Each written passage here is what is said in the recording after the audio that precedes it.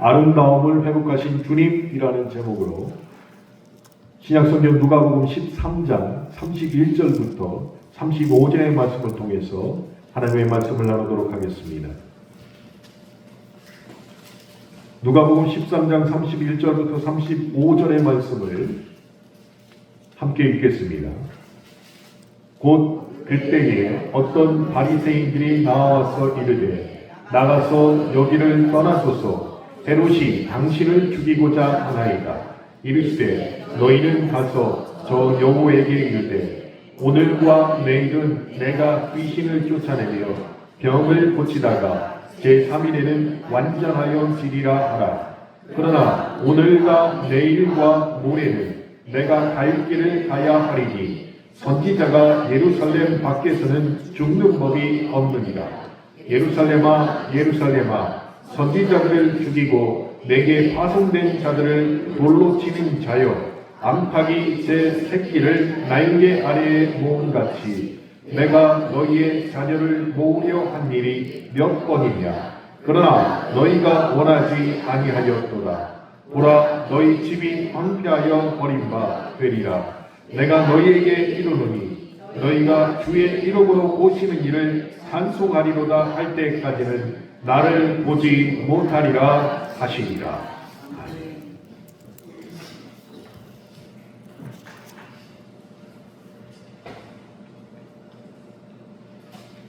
사람이 느끼는 감각이 참 다양하고 매번 틀린 것 같습니다. 벌써 온도가 많이 올랐지요. 제가 9시면은 이곳 난방을 하는데 여러 성도님께서 더워 죽겠는데 무슨 난방이냐. 저는 너무 추워요. 어제도 여전히 빵모자에 목도리 하고 웃도리는 3개 입고 어제도 교회에서 계속 일을 했는데 전혀 덥지가 않았습니다. 근데 오늘은 하도 여러분이 덥다고 해가지고 제가 지금 17도, 18도로 온도를 맞춰놨는데 저하고 이상수 집사님만 춥고 나머지 분들은 얼굴이 다 좋은 거 보니까 온도가 맞는 것 같습니다. 참 다양해요.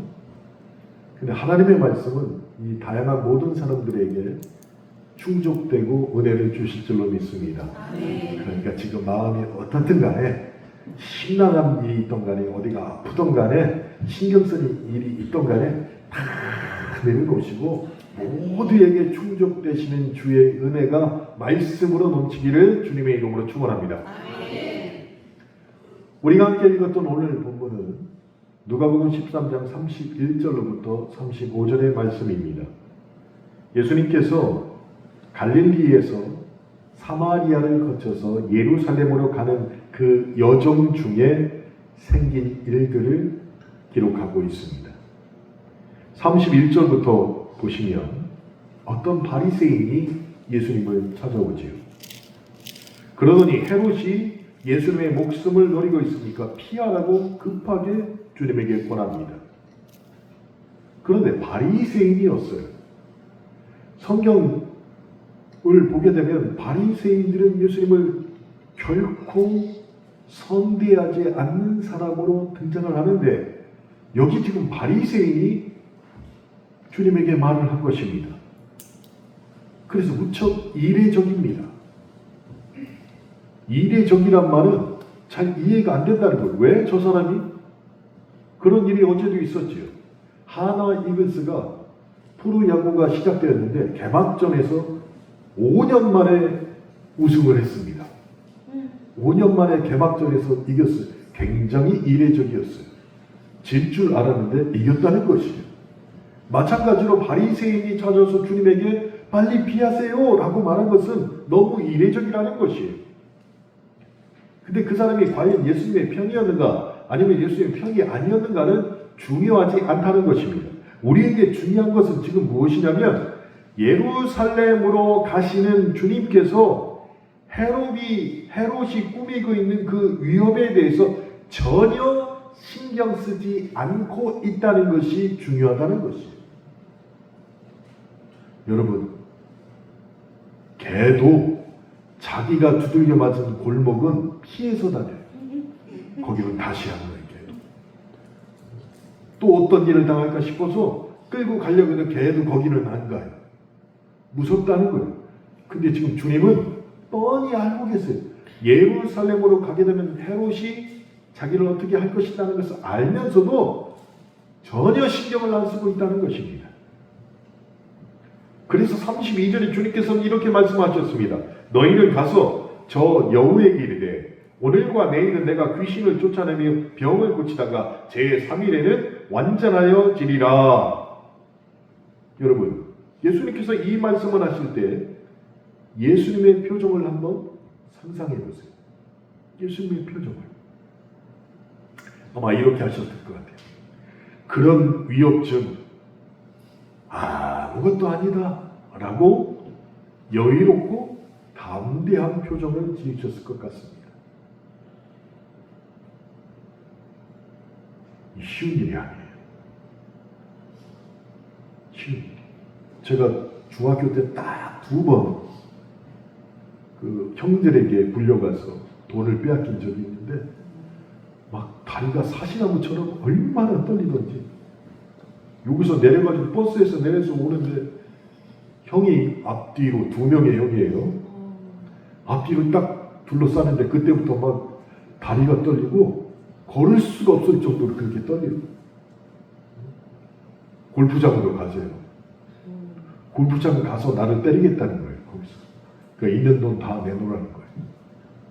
있어야 주지. 있어야 주지. 나는 맞을 수밖에 없구나. 근데 제 친구하고 요 앞에 딱 현종이네 집에 이르렀을 때 걔는 은혜 아파트 살고 나는 이쪽에 사니까 눈치서 줬어요. 너 절로 뛰고 나 일로 뛰자.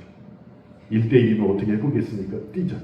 하나 둘 셋 하고 나는 열심히 달렸는데 다리가 안 떨어져요. 왜? 위협적인 말을 들었기 때문에. 위협적인 말. 근데 주님은 전혀 신경 쓰지 않았다는 것입니다. 33절에 예수께서 또 이렇게 말씀하십니다. 그러나 오늘과 내일과 모레는 내가 갈 길을 가야 하리니 선지자가 예루살렘 밖에서는 죽는 법이 없느니라 라고 말씀을 하셨어요.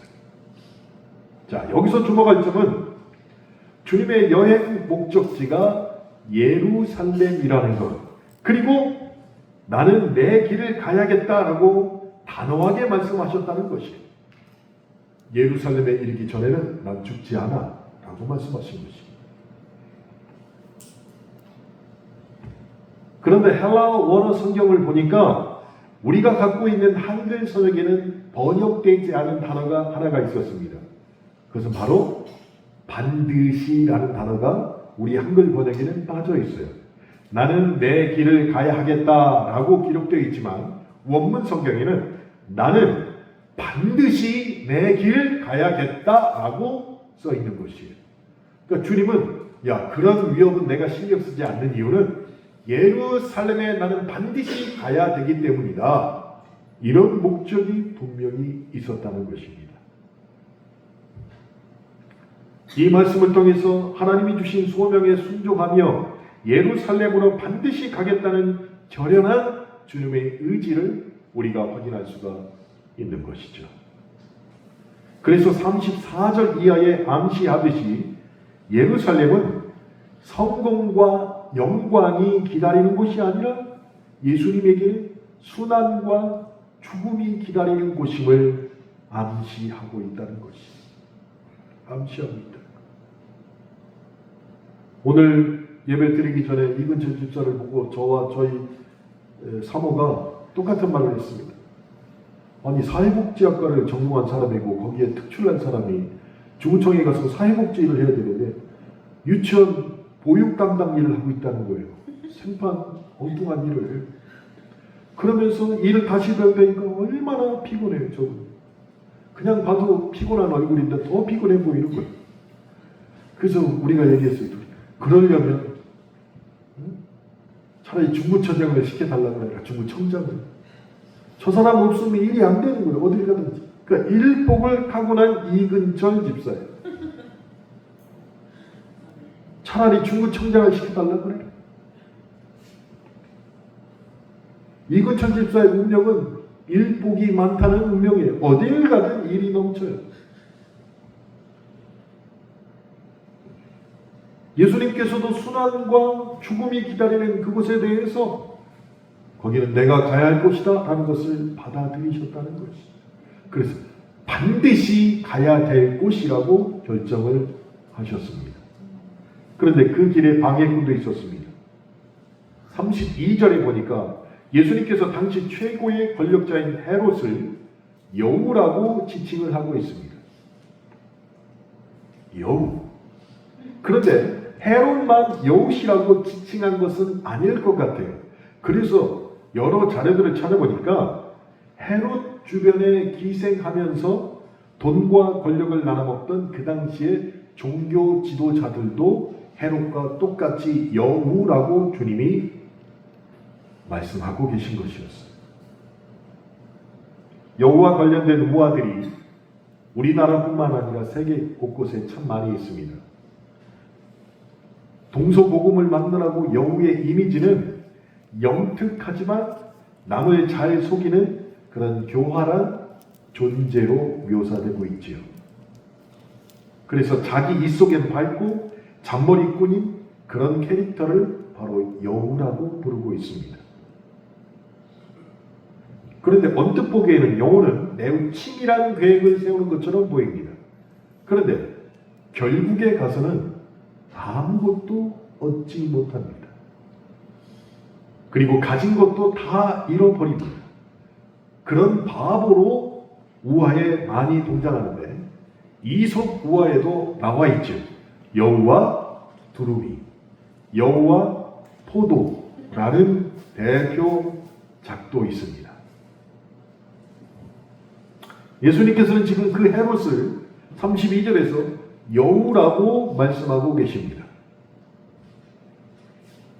치밀한 계획을 가지고 주님을 어떻게 해야겠다라고 생각하고 있었지만, 그래서 많은 사람이 벌벌 떨고 있었지만 주님은 아랑곳하지 않았던 이유가 바로 여기에 있습니다. 실제 역사를 보니까 그리도 권력욕이 강했던 헤롯이 서기 39년에 로마 황제의 분노를 사게 됩니다. 그리고 갈리아로 추방되어서 정말로 참혹한 말년을 보내게 됩니다. 그러니까 치밀한 계획을 세웠지만 결국 가진 것을 다 잃어버리는 인생을 살았던 것이 헤롯이었어요. 그러니 그가 여우라는 사실이 딱 맞지 않습니까? 여우가 잠깐 숲속의 왕자를 앉을 수는 있습니다. 그러나 그리 오직 오래 가지 못합니다. 그것이 여우의 운명이 되는 것이에요. 여우의 운명. 그래서 예루살렘으로 가시던 주님이 그 여우의 위협을 피하지 않고 당신이 갈 길을 결연히 가겠다고 오늘 본문을 통해서 제자들에게 지금 말씀하고 계신 것이에요. 게다가 예루살렘은 당신 자신이 순환받고 죽게 될 것임을 알고도 나는 그곳으로 가야겠다라는 그 결단을 꺾지 않으셨다는 것이에요. 그럼 주님께서 그렇게 위험을 각오하고 예루살렘으로 가는 이유가 도대체 뭐냐는 것이에요. 그 이유를 34절로부터 시작합니다. 바로 암탉 비유를 통해서 우리에게 말씀하고 계십니다. 예수님께서 당신의 운명을 암탉에 비유하셨습니다. 이 비유는 십자가의 죽음과 그 결을 같이 하고 있다는 것이에요. 자, 새끼를 지키려는 어미는 매우 결사적입니다. 그런데 암탉은 여전히 암탉일 뿐이에요. 어미의 의지가 제 아무리 강해도 암탉이라는 본래의 연약함은 맹수의 날카로운 발톱과 매서운 이빨을 도저히 견뎌내지 못한다는 것이. 근데 그 과정에서 새끼를 지킬 수 있는 유일한 방법이 무엇이냐? 그 새끼를 지키려고 어미는 자기의 날개와 몸을 맹수에게 내어주고 먹잇감이 되지만 그 덕에 병아리들이 피할 수 있다는 것이, 그게 바로 안팎의 비유입니다. 그래서 예수님이 예루살렘으로 가시는 이유가 여기에 녹아져 있습니다. 로마의 포갑과 그 아래 빌붙은 헤롯의 통치로 인해서, 거기에 또한 기생하는 권세가들에 의해서 살아가는 가난하고 힘없는 이들을 위해서 자신을 내어주는 선택을 주님이 하셨다는 것이, 그래서 자신이 희생되면서 그 밑에 있는 병아리와 같은 우리들을 안전한 곳으로 피하게 해주시는 게 주님의 목적이셨다는 것이.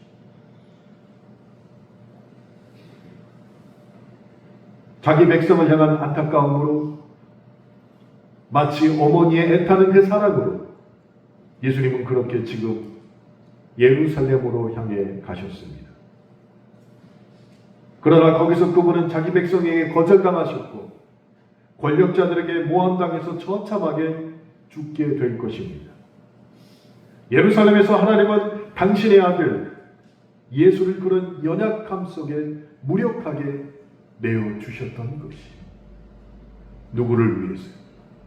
바로 저와 여러분을 위해서 하나님이 내리신 결정이셨습니다. 그래서 예루살렘으로 가는 그 길이 매우 우울하고 침통하게 우리에게 들리는 것입니다. 여러분이 나중에 누가복음을 처음부터 끝까지 다 읽어보시면 태어나기 전부터 예수님에게는 천사가 찾아왔었죠. 아기 때부터 사람들이 그를 메시아임을 알아보고 칭송했습니다. 요단강에서 침례받을 때는 하늘에서 음성이 들렸습니다. 갈릴리 여러 동네에서 하루가 멀다 하고 귀신을 내어 쫓고 온갖 병자를 치료하셨던 분이 주님이셨습니다. 심지어 바다를 잠잠케 하셨고 오병이어로 5,000명을 먹이셨던 분인데, 그래서 누가복음 9장 51절에서 예루살렘으로 가겠다고 마음을 먹고 난 다음부터는 그런 놀라운 기적을 행했던 예수님에게 변화가 일어났어요. 무슨 변화냐? 예수님이 행하시던 기적 사건이 누가복음 9장 51절부터 갑자기 줄어듭니다. 누가복음을 처음부터 끝까지 다 읽어보세요. 정확하게 9장 51절 그 이후로부터 그 놀라운 일을 행하셨던 주님의 기적 사건이 갑자기 줄어든다는 것이,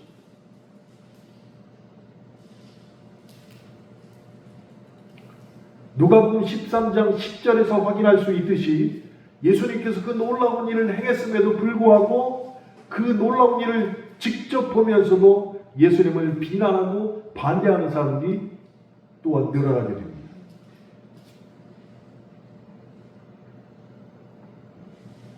여기에 대해서 주님께서는 내가 예루살렘에 가서 죽게 될 것이다, 제자들이 잊을만 하면 또 꺼내시고 또 꺼내십니다. 그러니 곁에서 주님을 동행하는 제자들의 마음이 어땠을까요? 내가 진짜 그 제자 중에 하나라면 9장 51절부터 놀랍게 보던 기적도 일어나지 않고, 주님은 누가복음 13장에서 나 예루살렘 가서 죽을 거다 라고 계속해서 그 얘기를 하고, 그런 주님과 지금 같이 걸어가는데 그 제자들 마음이 어떤 마음이 들까요? 아, 내가 이분이랑 계속 가도 돼야 되나? 의심이 들지 않겠어요?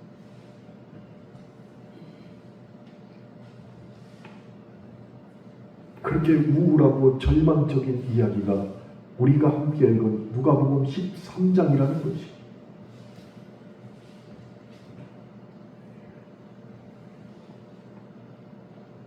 제가 오늘 본문을 놓고서 한참 신음했습니다. 그러다가 누가복음 13장 첫말, 특별히 누가복음 13장 5절의 말씀이 저에게 힌트를 주었습니다. 13장 5절에 이런 말씀이 있습니다. 너희도 회개하지 않으면 망하리라. 너희도 회개하지 않으면 망하리라.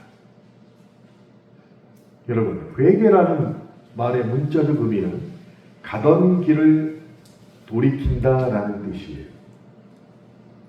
그런데 성경에서 이것은 첫 번째 인간인 아담이 하나님과 온전히 소통하던 본래의 모습으로 우리가 돌아가는 것이라고 정의하고 있습니다. 우리 입장에서. 첫 번째 하나님의 형상으로 지음받은 아담의 모습으로 우리가 돌아가는 것이에요. 그래서 회개란 사람됨의 회복이 우리 안에서 일어나야 되는 것이에요. 누구처럼요? 하나님의 형상을 따라 지음받은 첫 번째 아담의 모습으로 사람됨의 회복이 우리 가운데 일어나야 된다는 것이에요.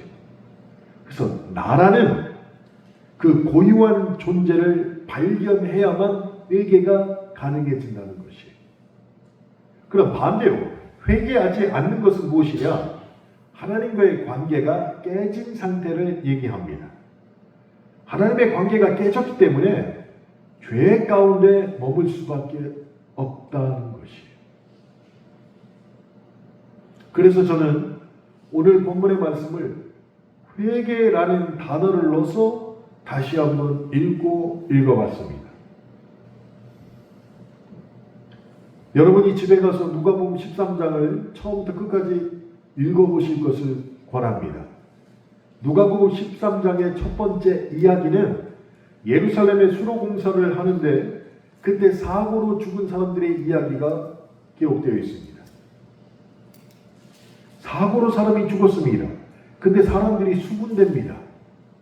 어떻게 수군댑니까? 다 이유가 있어서 죽은 거예요. 다 이유가 있다는 것이. 결국에는 어디까지 생각이 나가냐면 죽은 사람들의 죄 때문에 그 사람들이 죽었다라는 데까지 생각이 나가는 것이. 그러자 예수님께서 누가복음 13장 4절에 이렇게 말씀하십니다. 실로암 망대에서 죽은 자들이 너희보다 죄가 더 있어서 죽은 줄 아느냐? 야, 천만의 말씀이다. 너희도 회개하지 않으면 다 이와 같이 죽으리라 라고 말씀을 하셨어요. 그리고 그 말씀 다음에 뭐가 나오냐? 열매 맺지 못하는 무화과 비유에 대해서 말씀이 나옵니다. 13장 10절부터 또는 귀신 들려 허리 굽힌 여인을 고쳐주시는 치유기사가 또 시작이 됩니다. 그 다음에 18절부터는 겨자씨와 누룩 비유가 계속 이어집니다. 이것들이 이어진 다음에 주님이 내리신 결론이 무엇이냐면 나중된 자가 먼저 될 사람이 있고 먼저 된 자가 나중된 자도 있다라는 말씀으로 결론을 내리십니다. 그리고 나서 나오시는 말씀이 오늘 본문이 되는 것이에요. 이게 13장의 쭉 구도입니다. 그러면서 하시는 말씀이 어떤 일이요?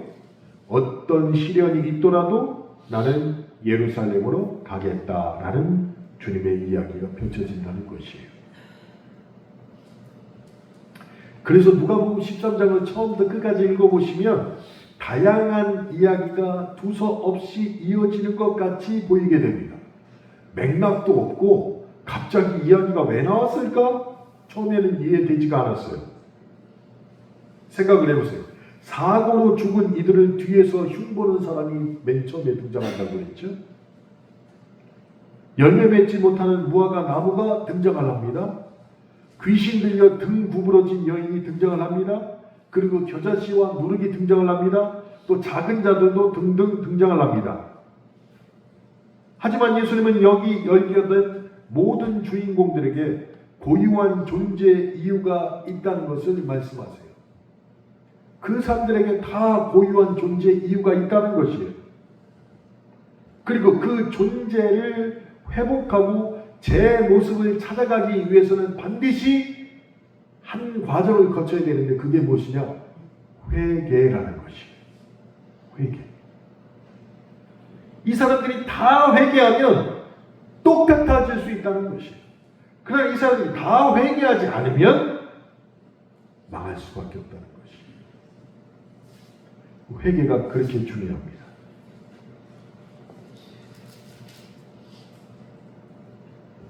그래서 누가복음 13장은 모든 만물이 자기 고유의 모습을 찾아 그 길을 가야 한다는 하나님의 메시지를 우리에게 전해주고 있다는 것이에요. 때로는 열매 맺지 못하는 무화과 나무처럼, 때로는 귀신 들린 자처럼, 때로는 등이 굽은 여인처럼 제 모습을 찾고 싶어도 찾지 못하는 자들에게 주님이 찾아가셔서 회개의 방법을 가르쳐 주시고 그들을 온전케 하신다는 것이. 여러분, 우리에게는 어떤 문제가 있습니까? 다른 사람과 비교하면서 나는 작고 작은 존재다, 그렇게 자기를 스스로 비하할 필요가 우리에게 전혀 없다는 것이. 다른 사람과 비교할 필요가 없다는 것이. 여러분, 교만도 큰 문제지만 교만한 사람은 그리 찾아보기 힘듭니다. 제가 보기엔 그래요. 몇몇이고 눈에 금방 띕니다. 그런데 이 교만보다 많은 사람들에게 병처럼 있는 게 뭐냐? 끝없는 자기 비하예요. 믿음을 갖고 있다고 하면서 세상에 나같이 불쌍한 자는 없다라고 말하는 사람이 얼마나 많냐는 것이. 믿음을 갖고 있으면서 자기 비하가 끊임없이 사라지지 않는 경우가 얼마나 많냐는 것이.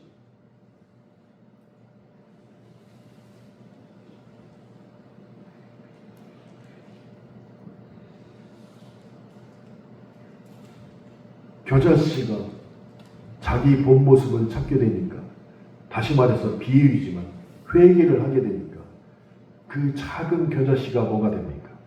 그 한 알이 자라서 새들의 쉼터가 된다는 것이. 누룩이 가루 소만을 전부 부풀게 만들었습니다. 나중된 자가 먼저 되며 먼저 된 자도 나중되는 것이 하나님의 말씀이라고 우리에게 전해주고 있습니다. 본질을 회복할 때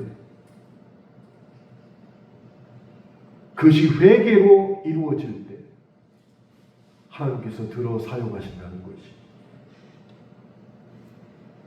여우가 회방하더라도 하나님이 주신 일상을 하루하루 성실하게 걸어가라고 지금 누가복음 13장이 우리에게 말씀하고 있다는 것이. 믿음으로 살아가지 자기 비하로 믿음을 깎아먹지 말라고 말씀하신 것이.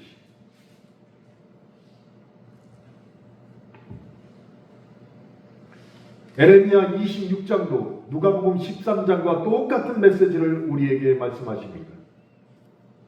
에레미야 26장을 보시면 에레미야가 성전에서 설교하는 장면입니다. 그런데 설교 내용이 거북해요. 설교 내용이. 그 당시 그 설교를 듣고 있던 청중들 입장에서는 당장 가서 에레미야의 목을 잡고 강단에서 끌어내릴 만큼 거북한 설교를 하고 있습니다. 왜 그러냐? 성전과 예루살렘이 멸망할 것이고 교민은 사라질 것입니다. 이렇게 설교하고 있다는 것이죠. 제가 이 자리에 서가지고 옥계동에서 재개발 사업이 일어나는데 여러분 투자했다가 조합에서 돈을 갖고 다 도망칠 것이며 그래서 여러분은 오갈 데 없는 사람이 될 것입니다. 이렇게 얘기한다고 해봐요. 누가 좋아하겠냐? 누가 좋아하겠어? 그런데 지금 에레미야는 하나님에게 받은 말씀을, 진리의 말씀을 알고 강단에서 선포하고 있었습니다. 그러면서도 다른 사람의 평판이나 눈치를 전혀 보지도 않고 더불어서 주님이 그 위협을 당했을 때 아무렇지도 않게 생각한 것처럼 에레미야도 위축되지 않았다는 것이에요. 근데 에레미야도 주님의 심정을 알고 있었습니다. 왜? 자신에게 해가 될 것을 알면서도 묵묵히 그 말씀을 사명과 소명으로 생각하고 전하고 있었다는 것이에요. 이것이 바로 누가복음 13장과 에레미야 26장의 동일한 이야기가 되는 것이에요. 그래서 에레미야는 그렇게 하나님 안에서 자신이 누구인지 깨달았습니다. 자기 본질을 회복한 것이 그로 말미암아 참 하나님의 사람의 길을 걷게 되었다는 것이.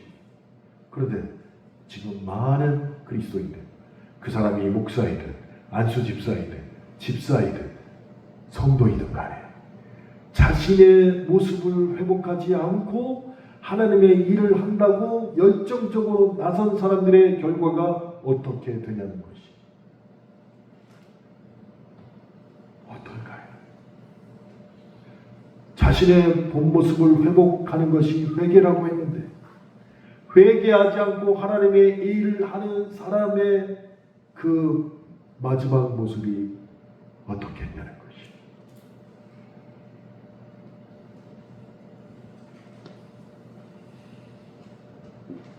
그러므로 우리는 주님의 모습과 에레미야의 모습에서 보는 것처럼 하나님 뜻 안에서 나의 나됨을 발견해야 됩니다. 방법은 회개밖에 없습니다. 그리고 그 길을 걸어가야 됩니다. 그것이 우리에게 일어나는 구원의 시작이 되는 것이에요. 어렵게 말할 것도 없습니다. 여러분 혹시 아름답다라는 말에 어를 아십니까? 아름답다. 옆에 분을 한번 쳐다보세요. 그리고 말씀하십시오. 참 아름답습니다. 중요한 건 여기서 참이 길어야 돼요. 자, 따라서 해보세요. 참 아름답습니다. 참이 긴 만큼 사랑하는 감정이 깊어져요. 참 아름답습니다. 나 너 별로 사랑 안 한다듯이. 참 아름답습니다.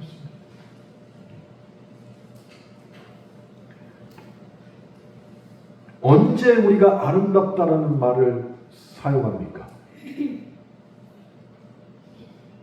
언제 사용해요? 아름답다.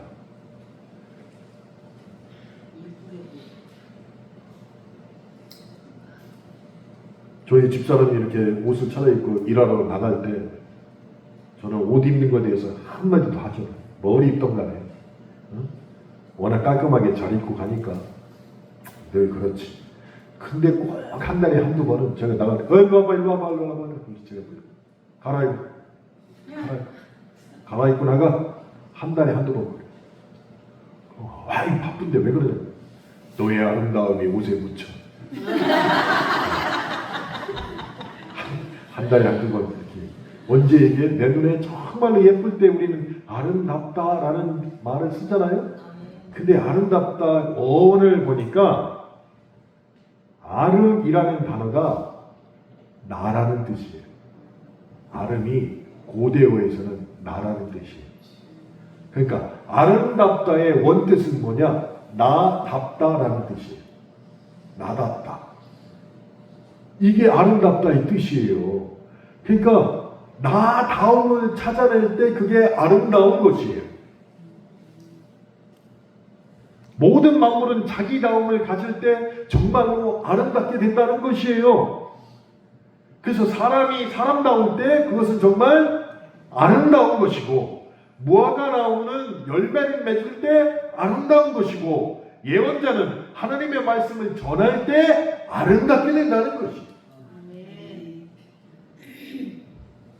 그런데 문제는 우리의 현실이 아름답게 살기 어렵다는 것입니다. 그럼 우리는 어떻게 사람답게 살아야 되겠습니까? 우리가 잘 알듯이 창세기에는 인간은 하나님의 호흡으로 창조되었다고 말합니다. 그러니까 가장 사람답게 사는 길은 하나님과 함께 그 호흡으로 살아야 되는 것이 가장 나아옴이고 아름답게 되는 것이죠. 사랑하는 성도 여러분, 그래서 우리의 마음을 주님께 높여드립니다 이렇게 하는 말은 라틴어인데 직역하면 마음을 드높이, 내 마음을 하나님 앞에 드높이 드립니다. 우리의 마음을 주님께 드높입니다 라는 말이 되는 것이겠죠.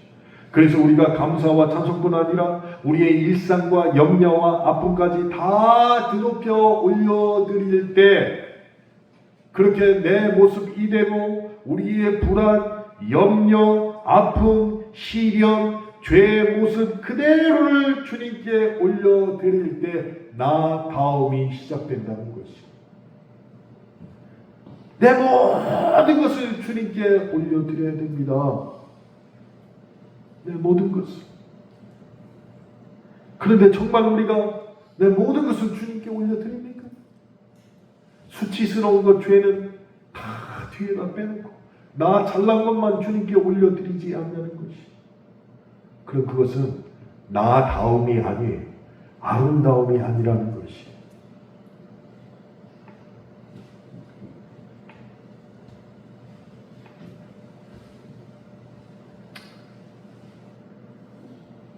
다시 한번 기억하십시오. 실로암 망대에서 죽은 이들 누가복음 13장 처음에 나오는 거예요. 그들을 사람들이 비웃었습니다. 에이, 죄 때문에 죽은 거겠지. 근데 우리가 똑같이 다른 사람을 그렇게 비웃고 있지는 않냐는 것이.